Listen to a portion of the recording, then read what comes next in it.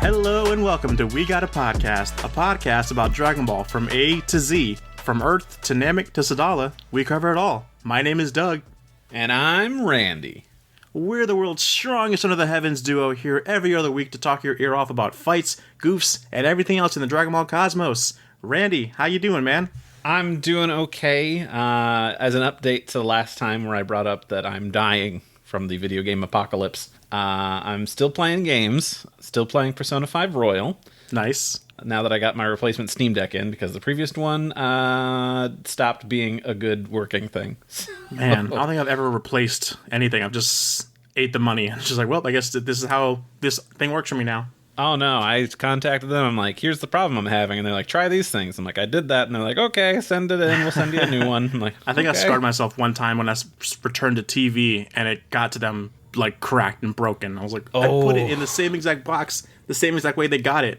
I just don't have any love with that. So that sucks. Yeah. But I did beat the Resident Evil Village DLC I brought up before. Nice. And then I beat Bayonetta 3. I don't know why I heard Red Ribbon Village 3. I was like, wow, there's a DLC for that? Cool. Yeah. I also beat Sonic Frontiers just a couple of days ago. You beat it? Well, I guess it's not a surprise. That game shouldn't have been that long, right? It was like 26 hours or something like that. Dang, you beat that. You do have. This is a gaming apocalypse for you. It is. And then now, tonight/tomorrow, Pokemon comes out, so I gotta get to that. Yes. And then you've probably been playing it already. Right. And then less than a month from now is Final Fantasy VII Before Crisis Remaster. So yes, I'm so excited for that. Oh my god. I'm not so excited. It's the same game I've played before. It's just going to be a reunion of the game. See what I did there. I see what you did there. So Doug, what's new with you? For Rebirth though when it comes out in 2024 or something like that, but I'm ready. I'm ready for if there's a collector's edition, if there's a controller. I hope there's a controller because the God of War Ragnarok controller looks so good, but I didn't buy the game or the controller, but it still looks so good. Right. But I'm ready to dish out money if they do. But speaking of money, what's up with me is I've been spending a little too much time on toy shops looking at all these beautiful Dragon Ball figures, and I don't know when, Randy, they decided to hike up the price by like 3 times for these figures. I used to be what you would call a Crane figure collector. They're like $20. You can win them at Crane games in Japan arcades, which I want to visit one day. But now these like Ichiban Kuji versions that you can only get at like 7-Elevens by raffle by chance. Their overseas version costs like $60 to $80 to $100. Holy crap! Android 19 is going for like $110. Yes, he must be heavy because he's a heavy robot clown dude. But damn it. And of course, I was like, I want to, let me get the androids. Okay, let me just get 3. Nah, but I want to complete the set. Oh, okay, $400 later. But I mean, I might as well, since I'm buying these, I might as well put these in for pre-order. I can't be trusted with money, man. I just can't. I can't. But it's so nice. I got some figures in today, and just having a box, just like opening the delivery box and seeing all those figures inside. How can you put a price on that? How you can can't. You? It's so beautiful. It feels so good. When I got that Vegeta figurine last year? with like his first appearance with like the scouter and everything like that. Yeah, that was a good figure. And then it was so nice because then my friend knew that I had that figure, so she bought me the accompanying Kaioken Goku to go with it. So nice. As a Christmas gift, I'm like, yes, that's great. See, even those figures, those are the same kind. Those are those Ichiban Kuji ones, and they were only like around $40 or $50 at the most. Now these new ones are like $80, like base price. Like why? They're like the same size, same good quality. They're definitely, I don't know, man. But I'm looking at also as an investment, because these sell out the day of that they go up for pre-order, so they sell out. So I'm making an investment. If I ever need to flip it, which I never have, except for my San Diego Comic-Con exclusive SH Figuarts Goku, because that one was crazy. I bought it for $30 and then sold it for $1,000. That was my greatest accomplishment ever. I bought a brand new PC with that money, so it came in handy. And now you get to use it to play great games like Dragon Ball: The Breakers. Except prices for graphics cards at the time were hiked up because of Bitcoin mining or whatever, so True. I still don't have a good graphics card. I need one, so if anyone has a recommendation for a good, affordable graphics card that I guess costs half of Dragon Ball figures, then that'll be great. You and I can talk after this. We can talk about what your budget is, and I'll let you know what's good. Cool. Yeah, because I feel like I bought my PS5 recently. I finally bought a PS5, and because I've been just playing Breakers on Steam, I'm literally just using the controller of a PS5. I'm not even using the PS5 itself. I just literally bought a PS5 for the controller. I'm at my desk here. I've got 2 Xbox Series controllers, the PS5 controller, and some other third-party ones. So I don't know, man. I've got controller problems. I don't have a problem because there's more that I want to buy. Yeah, there's so many cool things. Oh, good. Well, before we start talking about other things to spend our stupid money on because we're dumb adults. It's just money. Yeah, it's just money. I mean, what's going to happen? You're going to have all this money and then you're going to die and you're not going to do anything with it. I know. Might as well use it. Exactly. I'm currently single. Just always single, but so I have the money. Why don't I use it on myself to make myself happy? So exactly. I think you're doing the right thing. I'm living my best life. Damn right. You know what else is living its best life? What's that? This segue to wow, fantastic! Calling out the segue as a segue, so meta. It's so good. You're getting better at these. So we're gonna talk about a movie. We watched all of these Dragon Ball movies before, Doug, but then we skipped one. There was one we missed. I don't remember there being another one. What are you talking about? So we watched Dragon Ball Evolution, which was live action. And that was peak Dragon Ball. It was peak Dragon Ball. But it was peak something. Yeah, that's a good way to put it.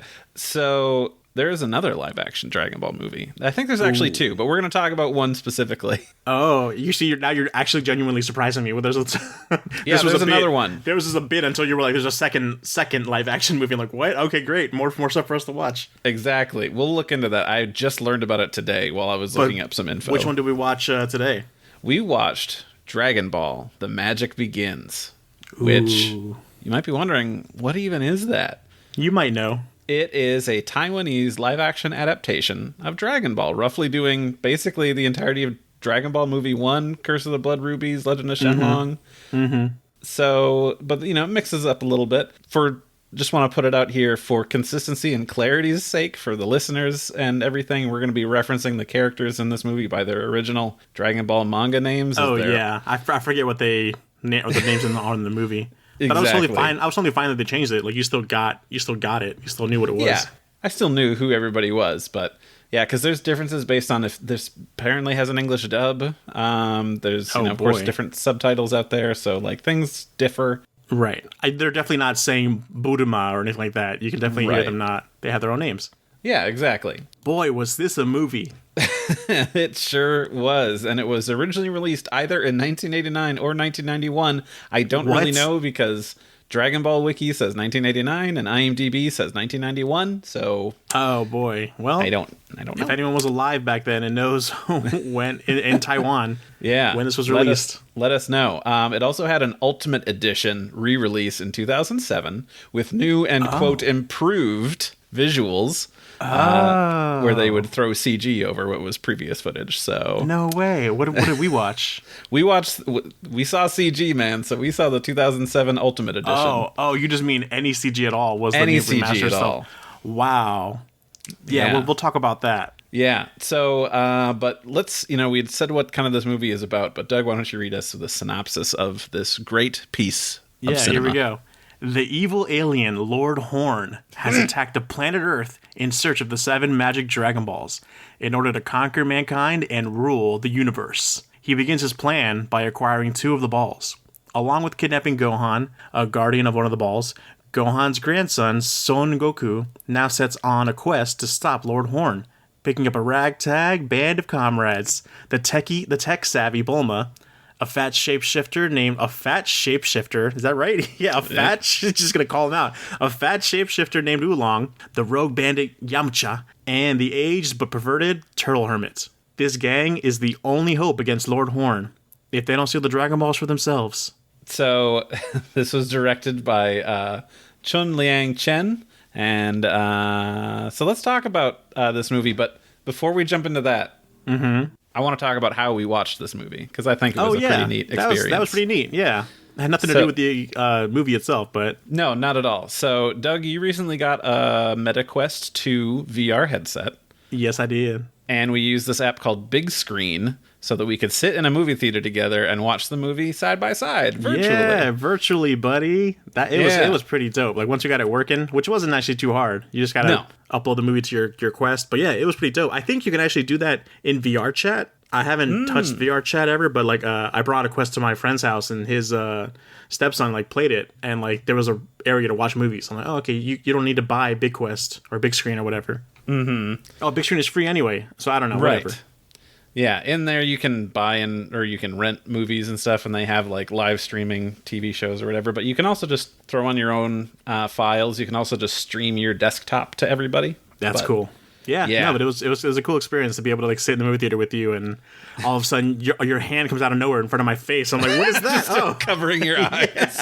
All of a sudden I see popcorn. Randy's like, you want some popcorn? I'm like, I can't grab it with it. It's not virtually in the room.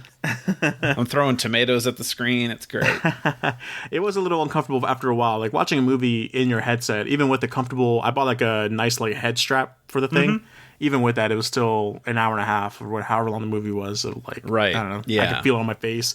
It was a little blurry around the edges just because it's not perfect to everyone's eyes. Yeah. I've watched quite a few movies in it, and you just kind of find that point where it's like, okay, I'm reasonably comfortable.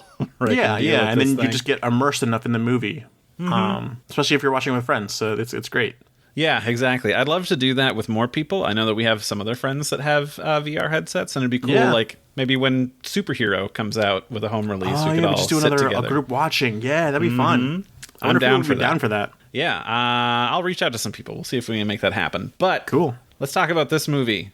Yes. So the story, like we said, it kind of covers the first arc / it's an adaptation, I guess, of the first Dragon Ball movie, except for instead of Guruman or whatever his name was, we've got Lord Horn. Lord Horn. Yeah, it felt very much like Blood Rubies. It really did. Right. I don't know. Like, I don't know what to say. It was pretty much just a solid initial, 1-to-1. Initial like thoughts of the movie, like, because I loved it. Like, the movie was surprisingly really fun and just a good watch. Like, if I was a kid in 90, I was a kid in 92. If I had seen this as a kid, I would have like loved this to death. Like, it was great. Oh yeah, man. Like, I think captured Dragon Ball pretty well. It did. In terms of like character interactions and just like action, comedy, like it's got both. Yeah, and it never took itself too seriously. It was having fun with it and just being a goofy, fun movie. Right, exactly. I mean, I feel like the bad guys weren't super expounded upon, which, I mean, have you watched a Dragon Ball film before? That's kind of how it goes. I guess that's true. They had Zabzua and Maria. And Maria. Those are the two main henchmen. But we had Lord Horn, who's this dude in, what's basically like a giant Power Rangers suit, like for villains. I could see him being in Dragon Ball. I could see him like as a animated creature. A little too much more gills than I would imagine, but I guess they'll work. I mean, space alien. Kind of looks like a GT dragon. Yeah, for sure he did. Mm-hmm. I know that I got thrown off right when the movie started because it starts with an alien invasion and blowing up a town, a village. I mean, I'm like, what is happening? that is a way to start a movie. Like, not even show your heroes yet. Just start off with like, there's panic in the streets. That kind of setup. Mm-hmm. But at first, you're just so confused. I'm like, are we watching the right movie? Until you see like an actual Dragon Ball that's just someone has in their hands. Right, which they are not orange colored. Yes, which I initially had a problem with. Of course, anyone would. But then you see, like, the dragon. There's, like, a dragon inside of it. Like, it looks like a dragon inside of it. Mm-hmm. And I was like, oh, okay, that adds a little life to it. And, of course, that's how people know to call it a Dragon Ball, because there's literally a dragon in this ball. So that makes sense why they're calling it this. And, because otherwise, like, why do they know what it's called? It feels weird. It'd be, like, more the evolution route. Like, oh, there's just a magic orb, or whatever they call it, stupidly. And they're just kind of, like, see-through glass orbs, but when the light shines through them, they change colors, and there's 7 different colors. I'm like, that's really cool. I like that. Each one has their own color, and it really is. It gives each ball more. I would know character. Each one. Yeah. As opposed to just this is ball 1, ball 2, ball 3. Mm-hmm. And then we get introduced to our heroes, Goku and Gohan. Yes. There's they fight on clotheslines. Is that what's going on? No, wait, no, I'm thinking of a different movie. Of Evolution. But no, I mean, it's close though. Think Evolution, but just done better. Think that scene just done way better with less slow-mo flies going in someone's mouth. They have more chemistry because they're both kind of goofs, like Gohan and Goku together. Yeah. But then they have like, a fight on wires for training, and it's super, super great.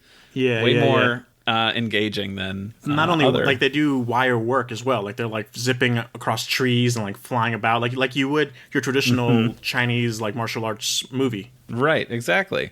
And then Goku goes out to go get some food. He feeds some monkeys some bananas, which I'm like, oh, that's nice. He promised them he'd do that every day. I'm like, that's I'm thinking that's dedication. Exactly. And I'm like, he's amongst his people, this monkey boy. Without knowing it, and with no tail. This Goku doesn't have a tail. No tail whatsoever. And I know that in other versions of the movie, he's just called Monkey Boy. So, really? Why aren't you giving him a tail, though? Yeah, just like a fake little thing hanging out. But whatever. That is easily glossed over. Right. Because it's not important to the story. And then Bulma runs into him with the car and then just shoots him with a submachine gun. A well-done representation in live action of that scene, isn't it? Like, from the camera angles to, like, Goku, like, stopping it. It was a great scene. There are weird moments where this actor who's playing Goku, like, his line delivery sounds so much like Masako Nozawa. It's just strange. Like, I don't know, just like this, higher pitched, like, he caught the nature of Goku, or like what he represents. Yeah, way better absolutely. than Chatwin does. I don't know what Chatwin was doing, but I mean, he did good for whatever Goku that story was trying to convey. But yeah, sure. This one, getting the essence of the character. This one was great. I remember there being like a shot of Goku kind of like battle ready stance. And the way the camera was angled, it looked so cool. Like, what a great hero pose. It was that just stuck with me. Like, that's you don't see that anywhere anymore in Dragon Ball adaptations. No, it was super rad. And I think she's also got, a Dragon Ball radar, which she's doing the thing. She's looking for the Dragon Balls. And they took liberties. It just looks funky. It doesn't look like our radar. It just looks like a radar. No, exactly. I can't remember what our subtitles called it. Was it like the Star Searching Radar or something like that? Star Glimmering that's Searcher. A cool name. And better than Dragon Ball Energy Locator or whatever. Yeah. DBE. DBE, catchy. And then wait, Goku we should say up... Bulma looks awesome in her outfit, like her reveal outfit of like the cowboy hat and like the safari gear. She looks dope. And throughout the movie, she's changing outfits constantly, and I'm like, this is 100% Bulma. Like, this is what she does. Yes, I think all of them are changing clothes, but Bulma's is very more noticeable. Or everybody except Goku, right, stays in the one thing. But maybe it's because she's Bulma, or maybe it's because we're dudes and we're like, oh yeah, she's super cute, and she's changing into cute clothes. Right, but Goku she brings also up, hey, fights the alligator though. I don't want you to skip too much. Oh, God, the alligator fight, forget? Crocodile fight. Sorry. Yeah, he's going to go get food, and he goes into the water, and there's a crocodile there who laughs at him who laughs and talks. That's the important thing. That's how this movie is not taking itself too seriously, and it's just like having fun. The crocodile's like ha ha ha, just like the fish does in Path to Power, I think it is. No, not Path to Power, but yeah, Path to Power. And like Goku takes his Noibo, or he calls it the golden pole in this one, and like shoves it in between the crocodile's mouth, and like so it keeps his mouth ajar. It's so funny. It's such a great scene. And then just like cut to him carrying it home on top of his shoulder with like its arms and legs tied up and over its mouth. It's like 10 feet long, and Goku's just carrying it on his shoulders. It's so great. It's so good.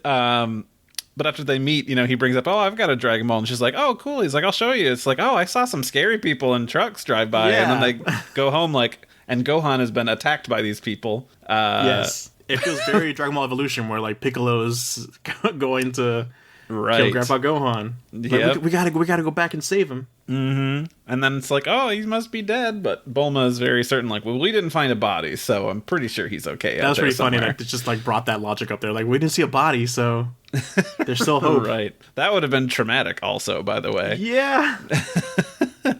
So they set off on their trip, and I believe they run into Oolong first. Yes, I believe so. After they like fight. No, yeah, you're right. Oolong is coming up, and he's like chasing down this like little underage girl.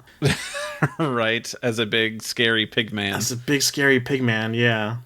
And takes him down. He's also got anytime he transforms, he does this stupid dance. Oh yes, I need to learn hitting himself on the head and slapping himself in the face. He's saying change, like change slap, like it's just so funny. I think Oolong became like my favorite character after we get past his problematic stage. Like, everything is just so the right amount of goofy that we need for this movie. Mm-hmm. Because he just reverts back to a regular human form. Yeah, not a pig. He goes back to like a human form, and it's just a human with like sick sunglasses. A very short bowl cut, but also a rat tail. Yeah. And then we meet Yamcha and Puar, which is like a parakeet instead of, it's like a weird cat thing. I was not mad about that. I was like, okay, cool, because it's like a parakeet that can talk. I get it. Yeah. And it's not CG. It's like an actual trained bird. Yeah. So I thought that was pretty cool. We should mention that they like kind of either aged down Yamcha or aged up Goku, because they're both the same age. Right. Like they're both the same height and everything, and they changed what he's wearing too. Like he looks like a prince. Yes, he looks like an Arabian prince from Aladdin. Like he's just straight out of he just finished talking to Robin Williams and he set him up. Yeah. And of course they got to do their fight thing. I can't remember what was the reasoning why they decided to fight. He's just a bandit, and he was like stealing their stuff. Oh right. Yeah, but I should say that this Yamcha, I actually like that they aged him down, because it kind of does the job of being Yamcha and Krillin at the same time in one movie. Because I felt that common rivalry between the two. Like, as you're standing side by side, like, fighting each other, like, you feel that rivalry. Yeah. Because Yamcha, in the proper series, he kind of always feels like the older brother of Goku because of how much taller he is, how older he is. True. You know what I mean? Yeah. So I think this was kind of a good way of having that dynamic without having another character, which also we have another character who joined the party with Oolong, which was the girl he was chasing. Because the girl, it ties together, because the girl is actually the daughter of the character in the very beginning whose town got ransacked for their Dragon Ball. Mm-hmm. So it ties together. I think that's pretty cool. Yep, because she's out looking for the Dragon Balls to, I believe, save her town. I think so, yeah. At least that's what happens towards the end. She has very little character depth, though, which is the unfortunate part about it. I wish she had more to do. She didn't. She was the character that tied everything together at the end with the village. Yeah. We should say about the fight, though, that the fight choreography between Yamcha, well, everyone's, but all the Yamcha and Goku's was pretty dope. I love that. Oh yeah. I think that was also the one that first introduced like the CG fight where Goku and Yamcha punch each other's fists and then it turns into a CG character fight. It's so abrupt, and I was not ready for it at all. And you could tell they thought they were so proud of it. They thought it was amazing. Which is a bummer, because they're probably like, this elevates the combat. And I'm like, no, you guys are already doing really great live-action kung fu. Yeah, why would I want to see this? Go back. But I'm sure back in 92 or whatever, like, that would probably... I think that looked like the video games looked like at the time. So that was the peak quality of gaming. As from what my research was, those CG scenes were added in 2007. So PS3 was out at the time. Then they are not doing what they wish they were doing. No. Did it just like... Oh, so those scenes were just interjected in there. Like, if they can be taken out and be the same thing. Interesting. I think so. Yeah, let's watch that version next time. So the CG, if I had to put it, like, the thing that it makes me think of, if you ever saw the home video animated quote-unquote prequel to the Mortal Kombat live action movie. It's an animated prequel that kind of explained like them going to the realm and stuff, and they like have random things like, oh, by the way, that's Scorpion and Sub-Zero, and here's their story. And then it goes from 2D animated to CG, and this is like 1994. No, at all what you're talking about. But just think of any video game from the early or late 90s, and that's what they interjected in here, and it just does not fit. But I'm sure it must have fit back. No, the 2000s. You keep saying 2007. No, it didn't fit. No, Iron Man came out the next year. Yeah, they did what they wanted to do. Man. And of course we have Yamcha, who is still afraid of girls, and that's kind of like their fight gets broken up by the two girls like, oh, Yamcha, are you okay? And then just, no, I gotta fucking boogaloo out of here, because there are two they do a good job with that, I feel like. And Bulma is like thirsting after him. Yeah, exactly. After this like no mustache but barely mustache having Yamcha. Yeah, absolutely. Peach fuzz is what he's got going on there. Yeah.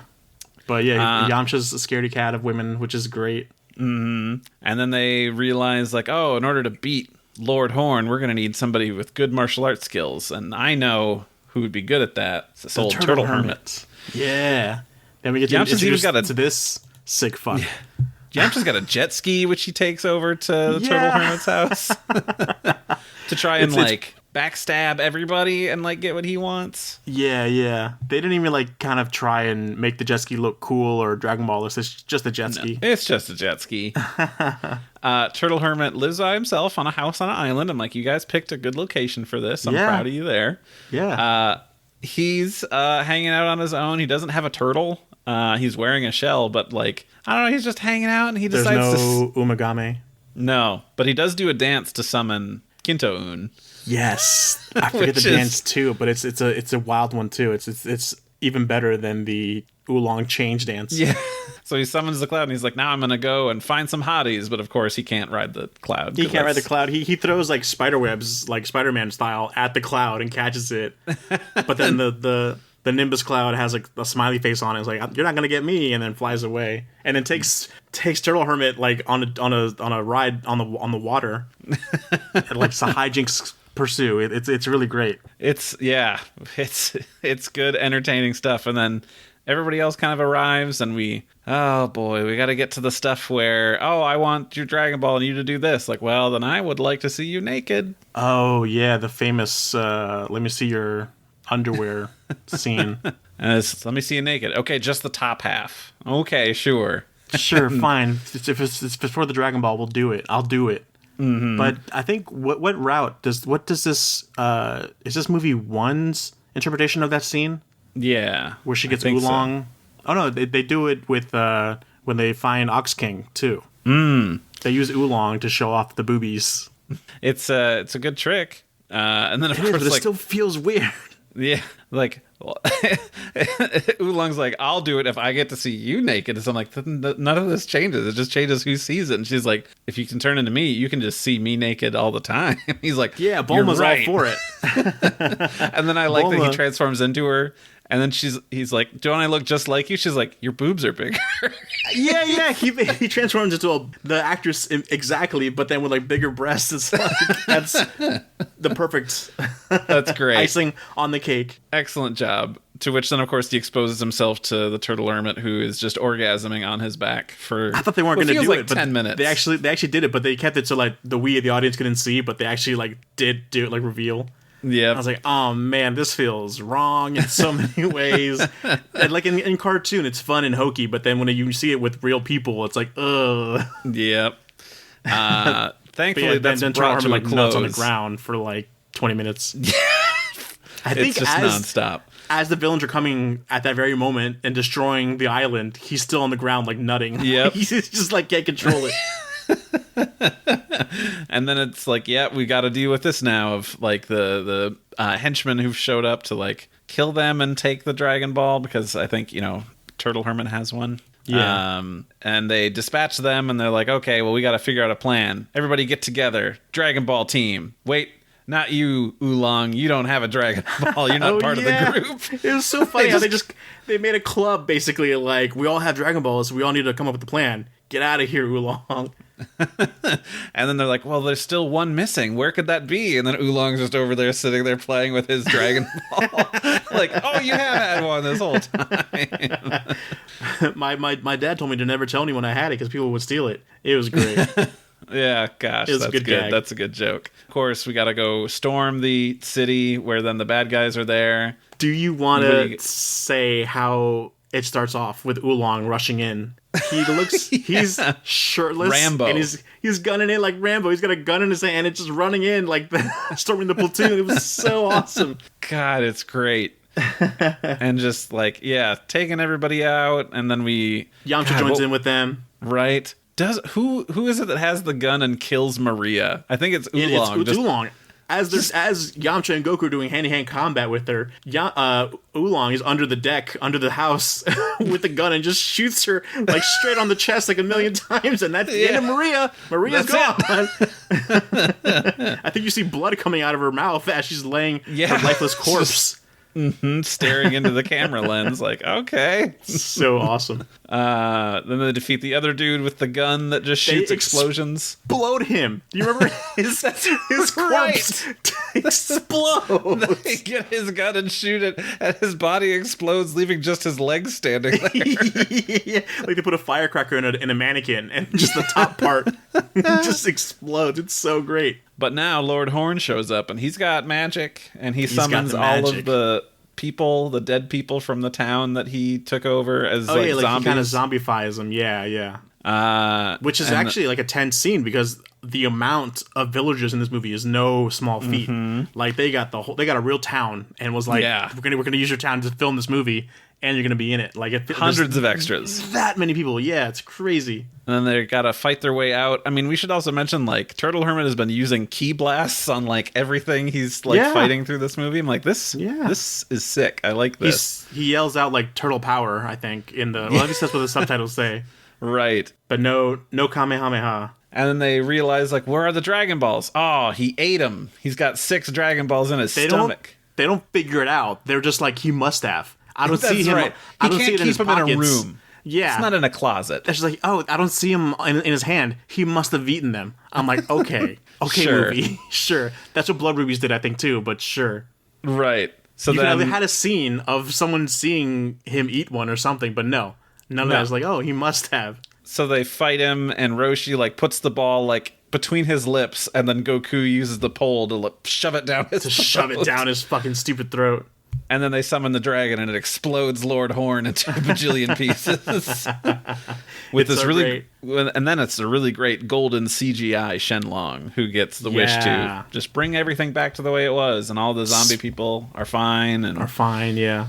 Gohan, we forgot. Gohan is actually alive because he was kidnapped. He Lord joins Horn, them in the fight. Lord Horn like has him as a hostage, like he has him by the throat, and is like, "Give me the Dragon Ball, or else I'm gonna kill him." And then Goku and them are like, "No," and then Horn's like, "All right," and then throws Gohan back at them. Like he doesn't kill him. He's just like, "Oh, you're not gonna give it to me? Fine," and then just throws him down. Just gives what a them waste another of a hostage. Yeah, and now you've made them stronger because now he's just gonna fight with them. But yeah, it is that point, like when they're fighting Lord Horn, that you see all our cast of characters. And I'm like, wow, minus the little girl. I love all these characters. Like all these characters have something of value. Like it's so great. I love this movie. Right, man. It's good stuff. It's way better than I thought it was going to be because you just see the clips online and you just see like, oh, this is a bad dubbing, ridiculous or ridiculous low budget, so low budget and goofy. But no, if you watch the whole movie, this movie rips. This movie's awesome. Right? I feel so weird to say that when after we rewatched everything and we were kind of like, man, Battle of Gods is kind of disappointing. And then we watched this, we're like, this movie rocks. Yeah. Well, I mean, I guess because at least as long as you go in this movie with the expectation of, you know what it is. Like it's a movie made in the 90s, low budget. It's just, and made in Taiwan, so it's got like wire work and all that kind of stuff. But it's, if you take it for what it is, it's a fun movie. I wouldn't watch it like daily, like that kind of movie, but it's definitely worth a watch if you have access to it, and it's an experience. It's fun. I wanted to talk about a couple of other things here. We talked a little bit about Bulma's stuff, but like the costumes, what did you think of those? Because we've got different interpretations, like Goku's gi and all that other fun stuff. Yeah, I like that Gohan was wearing the gi too. Mm-hmm. I don't love how the gi looks. I mean, just because like it's a circle shape like around their neck, as opposed to like the triangle we get around their neck. But I don't know. But it's really weird of a choice that they did with that. But no, I don't know. I kind of like it. I love that Roshi shows up at the end with like some what would you call the shirt he brings at the very end of the battle? No, it's so strange. It's very unfitting, but it's like, okay, I like the style. Right. All the girls are always changing outfits. Oolong is usually wearing some sort of booty shorts.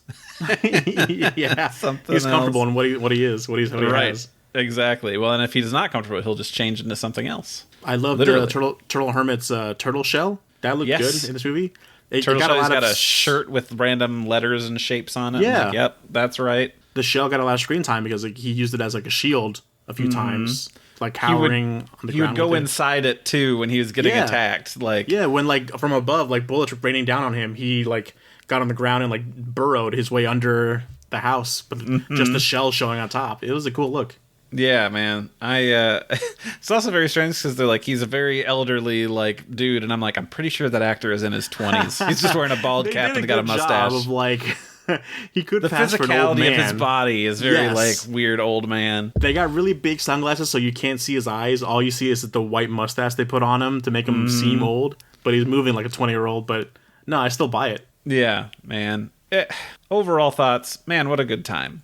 Yeah. And I'm sad that it took this long for me to watch this. But Me also, too. I'm glad that I got to watch it with you because it was a very fun man. experience. Where I'm at in my life, this was exactly what I wanted. This is what I wanted. This is what we needed too.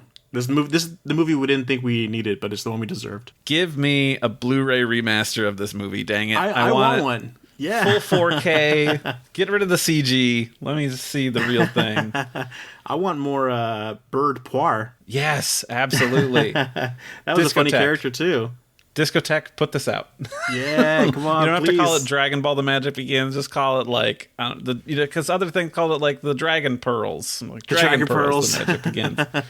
Whatever you The got to do. magic starts. The magic is initiated. But yeah. Well, let's take a quick break and then come back with a couple other little things, and we'll finish out this episode. Yeah, sounds good. All right.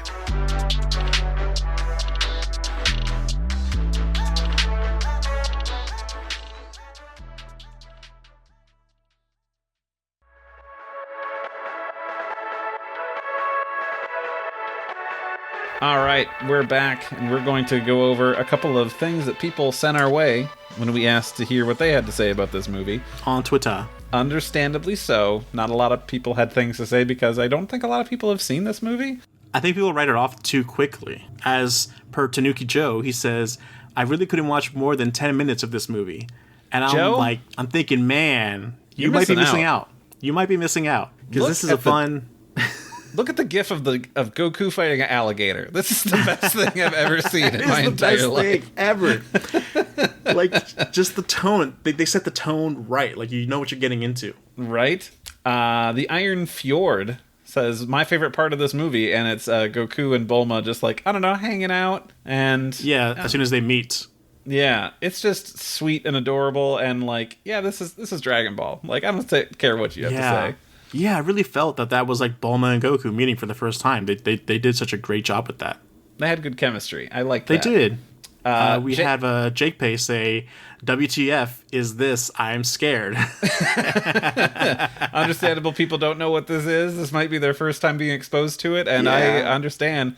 It was very strange. You're welcome for being introduced to this. You should watch it. Go look it up. Go find it. It's very funny because I haven't seen this before, but the clip just before, like the girls run up while they're watching Goku and Yamcha fight, and I'm like, I've seen this clip before, and that's when they punch each other's fists, and then it turns into the CG fight. No. I saw this clip like 15 years ago. Yeah, if you had seen that before, that'd be like a scary thing. That'd be a scary mindset to set for this movie. But and boy, was I startled when it first happened on screen. Right? I think you even like got me ready. You're like, Doug, I don't think you're ready for this next part. I'm like, what are you talking about? CG. I responded to Jake Pay with just a gif of Bulma and the Turtle Hermit dancing with each other. Oolong Bulma. Oolong Bulma. And Jake Pay just responds all caps, this makes it worse, Roshi, and women can't be friendly. That was such a great scene though, where Oolong is just in it, like he's having fun with it. It's like, yeah, I'm gonna get this Turtle Hermit horny as shit. Let's go. I'm turning this old dude on, and I love it. This whole time, Oolong never thought to do that himself, just transform into a girl if he's so horny himself. Right. And then one of our first responses was from Papa HRF, who just screams Mambo Magic, which is what Roshi calls up before he does his dance to summon Kinto-un. Oh yeah, Mambo Magic, and then he does like little dance. Oh man, I need that gif of him dancing and the Oolong change dance. Right. Just please make this more culturally ubiquitous because we all need to experience this film. Man, I can't get over the choreography and just the wire work is so cool. Mm-hmm. Like it's any other like wire work. If you love Chinese martial art movies that do that, this is right. Absolutely. This is right there with it. It's you know what? It's charming. It's goofy. It doesn't take itself too seriously, but the action is cool and it's funny. Yeah. Like the entire time watching this, I'm like, this is way better than Evolution on so many levels. So many levels. It understands the source material versus Evolution. It really gets it. It gets that feeling. You know what I mean? Like it really gets it. Mm-hmm. I'm excited to show this to more people. Yeah, definitely. I can't wait to do that. Just got to keep an open mind. The characters aren't going to be one-to-one. I think what helped ease into it is that they weren't called Goku and Bulma. They had their own names in the movie, so it's kind of a degree of separation. Mm-hmm. I wouldn't be against just calling them by the standard names. Right. But, to each their own. I get it. That helps. Yeah. But I think that's just going to wrap it up. It's going to be a short one here. Thanks for listening. We love interacting with you and keeping you in the conversation, talking about our favorite franchise in the world. You can tweet at us at WeGotAPod, and you can email us at WeGotAPod@gmail.com. Thank you to Rifti Beats for letting us use this track, Kakarot theme, hip-hop trap remix. You can find that jam and other great tracks by Rifti on his SoundCloud. We want to give a shout-out to our sponsors. Thanks for the Zenny. And Randy, where can people find you? They can find me at Saber_Breaker on Twitter, and if you like listening to podcasts featuring me, you can also listen to my other show, which is about to wrap up, Revolutionary Podcast Utena, where I, who've seen the show before, show it to somebody who's never seen it before, and then we talk about it. Those are always fun. It is good. Where can people find you? They can find me at DrabazDoug on all the socials. Oh, yeah. And if you like our dumb little show, please go ahead and subscribe. And if you want to help us out even more, write a review or tell your fellow Dragon Ball fans about us. We'll see you next time. Mambo Magic!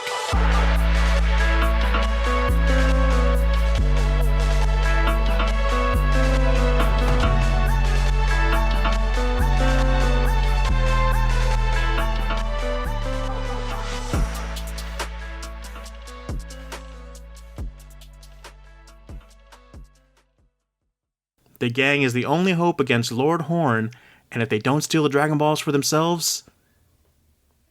That's a reading of that sentence. Is that what it is? I read it as and. A hope against Lord Horn, if they don't steal the Dragon Balls for themselves. Yeah. Let me read that last sentence again. That was so weird. Sure. This gang is the only hope against Lord Horn. If they don't... I can't read that. What is wrong with me here? I don't know, man. That's not a sentence, dude. I don't know. Somebody else wrote it, not me. All right, let me try again.